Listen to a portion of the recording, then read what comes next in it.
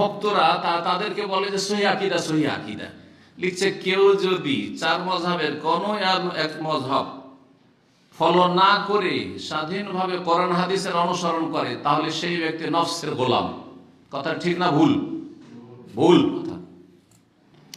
আহলে হাদিসরা কোন মযহাবের অন্ধ অনুসারী নয়। সালাফিরা আহলে হাদিসরা কোন মযহাবের অন্ধ অনুসারী নয়, না আবু হানিফা, না শাফি, না মালিক, না আহমদের। ঠিক কিনা? তার কিসের অনুসারী? দলিলের অনুসারী। ইত্তাবিউ মা উনজিলা ইলাইকুম মির রাব্বিকুম, সূরা আরফ বলছে তোমাদের জন্য, তোমাদের উদ্দেশ্যে যা নাযিল করা হয়েছে রবের পক্ষ, তার কি করো? অনুসরণ করে ইত্তেবা করো। তো নাযিল করা হয়েছে মযহাব না নাযিল করা হয়েছে কোরআন আর হাদিস? ওহী নাযিল করা হয়েছে কোরআন হাদিস। কোরআন হাদিসের অনুসরণ করে আহলে হাদিসরা। আহলে হাদিসের শুধু সস্তা সস্তা ফতোয়া নেই, না কোরআন এবং হাদিসের সস্তা থাকলো নেই আর দামি থাকলো নেই।